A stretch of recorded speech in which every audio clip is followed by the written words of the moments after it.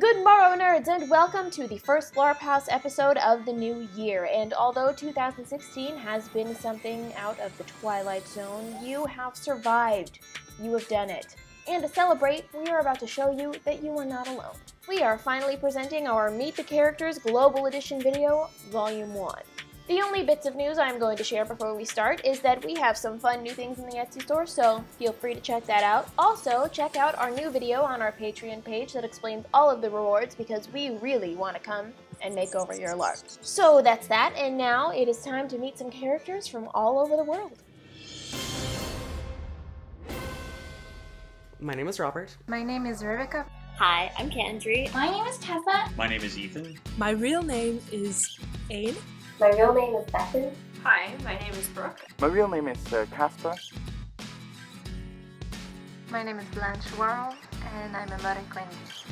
Hi, I'm Lynn. You can also call me Lynn, Sue, and I guess since we're getting real here, my real name is Yasue. But we don't share this. I am almost 2 now. Oh, how exciting. Almost. My name is Cordial Hartwin. I'm 20, and I am a rover and a merchant. Is this thing working? There's an epidemic going on. It started last night. There was some sort of strange rainstorm, and then people started waking up, forgetting who they were. They've asked medical staff to record. Your name is Mercury Orson. You're 22 and you're normal. Last I checked, no limbs flying everywhere. You're pretty standard human being. My name is Noran Abdulov. Just about 19, I think. I am Gremlin. My name is Victor Ironarm. Date of birth is kind of unknown. About 20 years. I am Gregor Nakalanak. I turned 18 years old last spring. I'm a human, and I hail from Torlock Maben. My name is Haura, and I'm 21 years old, and I am a lichen. It's a mix between a wolf and a human. And then you get me. Mariquendi are basically dark elves. We like art in every kind of way. We don't take ourselves very seriously. We like to play jokes, and we like to laugh at the inferior races around us. I am feline. People also refer to it as a half cat, half human. But I mean, who knows how much half, really? So I'm a rover. Our hallmark is scarves. Tons and tons and tons and... And we use them as kind of our own code and way to symbolize family, business relationships, who we are, and what we want to do. We can also never break a deal. So, strongest pinky promise on the planet. The people of Torlock Maben are divided into the Highlanders and Lowlanders. I am a Highlander. We are best race. No, we are not. We are most commonly known for being poor, and for stealing things, and playing pranks on others, and we also walk funny for reasons unexplainable. I don't really have a specific culture. I'm a bard, so I sing. Not much. I'm currently adventuring, trying to find people, with one person in particular. I am a warrior bard. I'm also currently studying the ancient elven magic of spell singing. I don't know much right now, but I can put people to sleep by singing.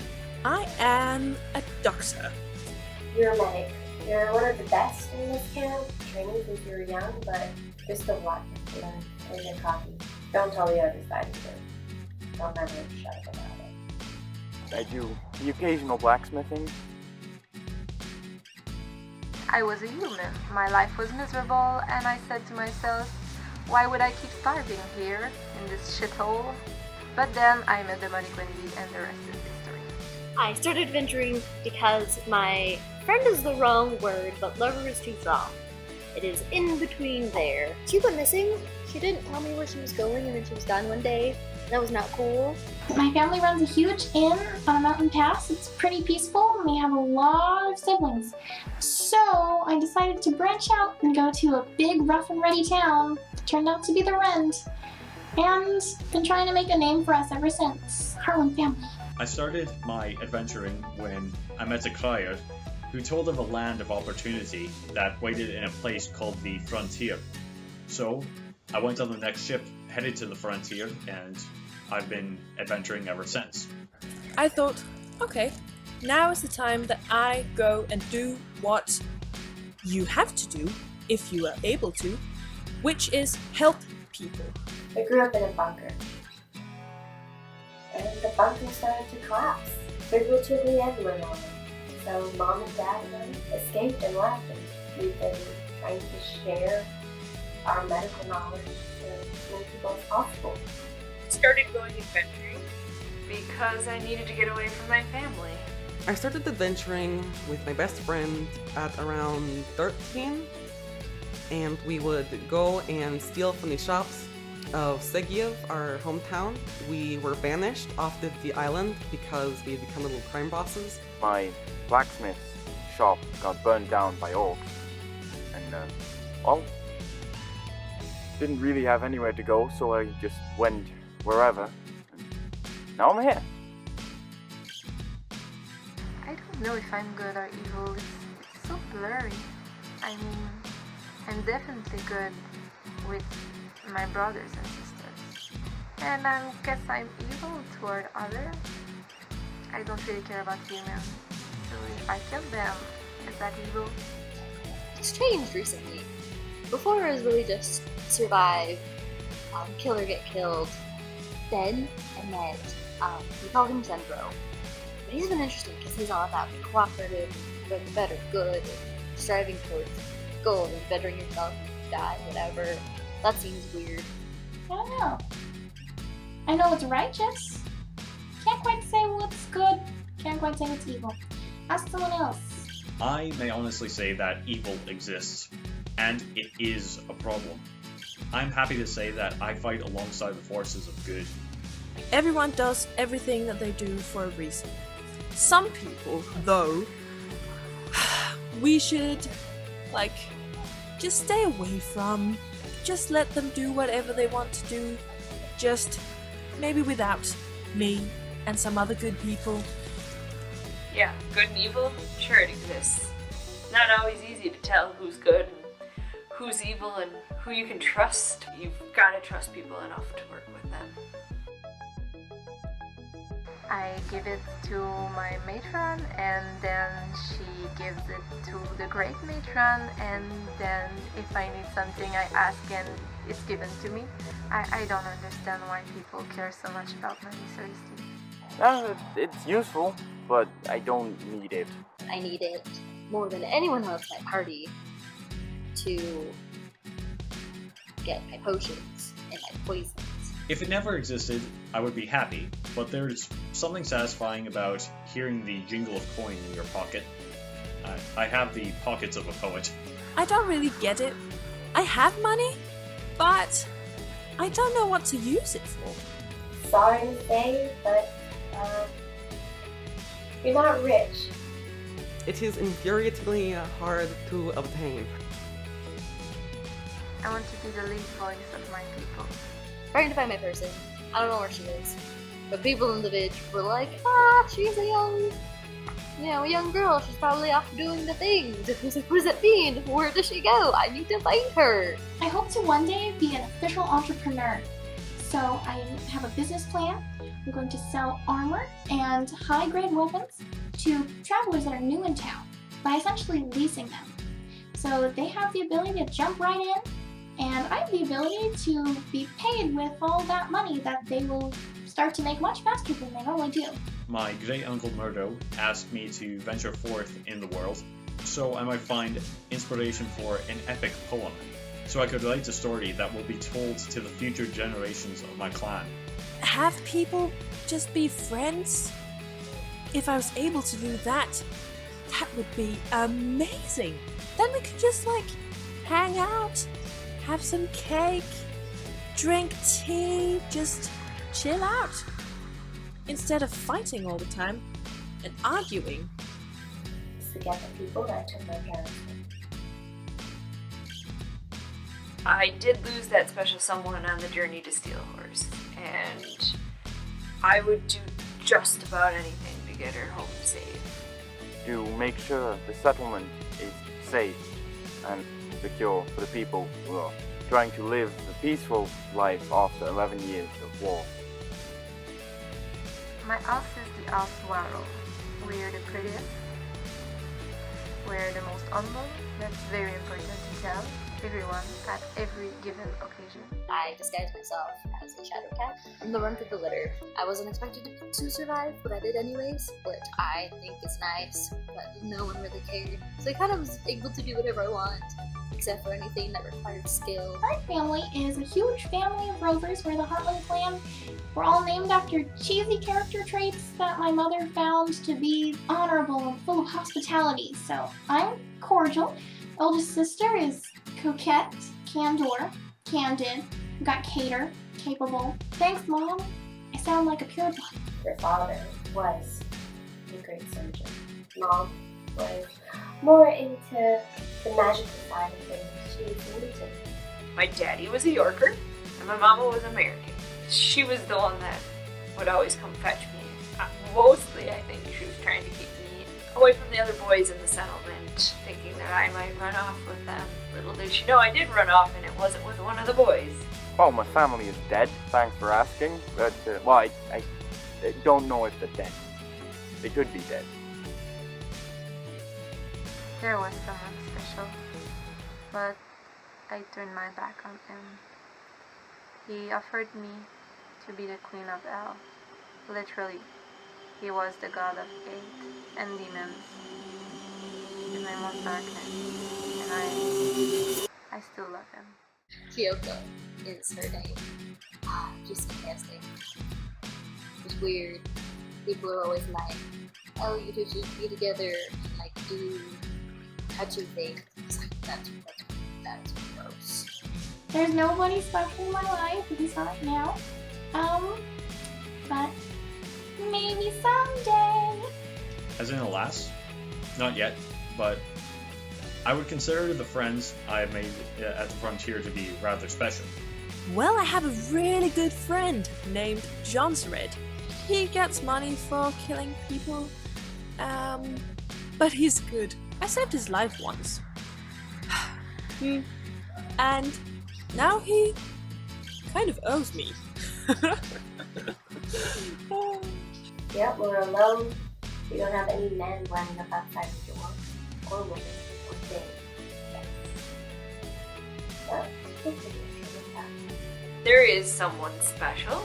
Her name is Carly. She was kidnapped by a band of raiders. Other than my family members,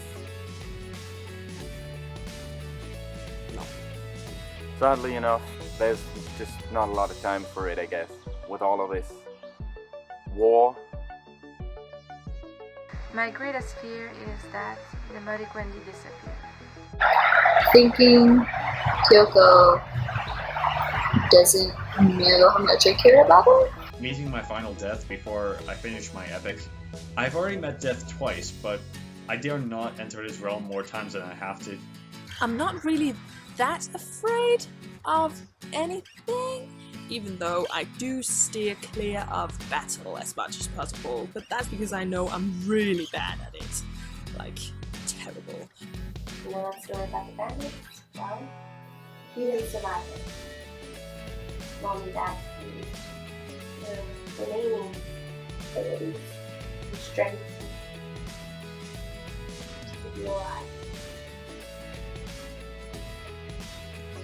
You see, decapitation wasn't a good death sentence. It used to be. Your head is magically sewn onto your body. My greatest fear? Somebody come down. My greatest fear is that the orcs come back full force and burn everything down. Not just a couple of houses and towns, but everything. My truly greatest fear would be to be attacked by some sort of hideous monster that makes me attack all friends, ruins my entire reputation, and then I die and go to the grave mine forever. Pretty standard stuff. Tell me one random fact about yourself. This is not my real hair, this is a wig. I wasn't born American Wendy, so I wasn't born with white hair. Starting my journey, I just kind of stole a bunch of stuff from my house and others and took off in the middle of the night. And one of the things I was able to take was black dye to look like more of a shadow cat. I'm running out. And I don't know if you can see it, but my tail. I don't have enough dye for my tail. But no one's pointed it out. So we're gonna keep rolling with it. Sometimes I think the people I party with are a little short. This scarf in particular is my favorite scarf. It's gotten me accidentally betrothed once, accidentally unbetrothed essentially twice, and I hope that it will get me betrothed again in the future. Counting on this one. I am skittish around whole potatoes. Carly gave me this scarf, and it's probably one of my most prized possessions. I can pat my head, rub my belly, cross my eyes, and fold my tongue. I have an incredible interest for magic and the gods. My hobbies are fashion, I like clothing, I like accessories, I like to sing, I like to kill barbarians. Figuring out how they want to be perceived by others. Once you show that you perceive them the way they want to, then you instantly love them. And it's fantastic, and it's so useful in so many things. It's great. I read fortune cards for people at the game. They're all kind of people I know, or things and symbols that call out to me. I write poetry when I have the time. I also play the bodhran, a drum from Torlock Nape. I'm not very good at it, but I just whack it until I think it sounds good. I mean, hobbies, does scavenging count? Yeah, that's kind of my profession and how I make money, but it was a hobby long before I figured out that I could make money doing it. Cooking, wood carving, trying to learn glassmaking and pottery, failing at both. I guess poetry. No poetry. I do still have a book in which I write occasionally. A warhol should never be seen without a dagger. You never know when you're gonna have to torture a human or bleed him to death. Never leave home without scarves and copious amounts of canned goods. I consider those to be one, because typically my canned goods are wrapped in scarves. My sword. I never leave home without it, and I can fight forever with that blade in my hand. It can also not be sheathed until it draws blood. It's really great. And one thing I never leave home without is tea. I always have it with me. I always offer people tea. If they're feeling a little bit bad, it's probably tea that they need. My mom's wedding. Your mom's wedding. We managed to get it up, but I'm still looking for Dad.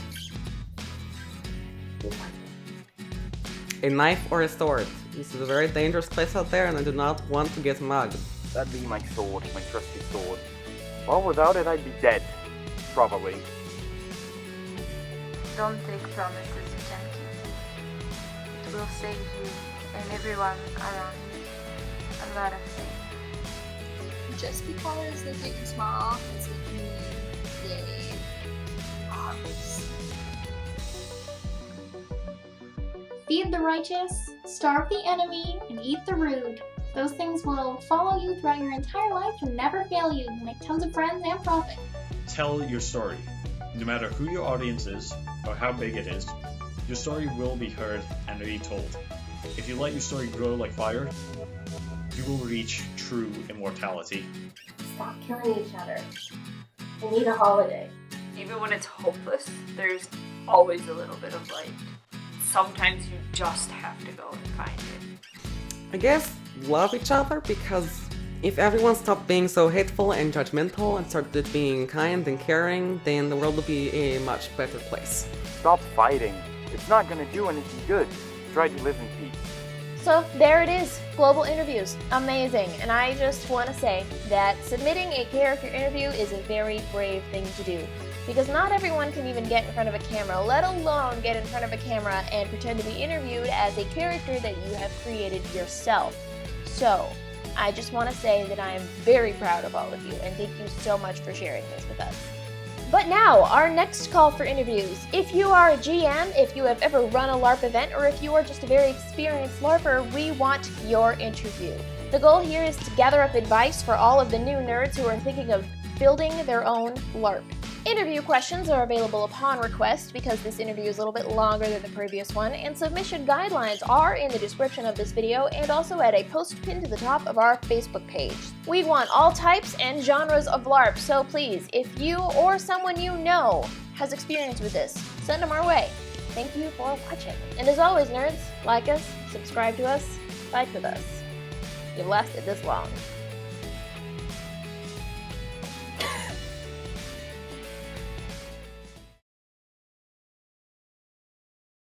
Thank you. Have a good day. Bye. Okay. Thank you, LarpHouse, for all that you do. I personally really appreciate it. I'm so glad you guys are getting bigger, and I look forward to your continuous growth. I do hope you are able to, for a living, travel to different LARPs and pimp them out.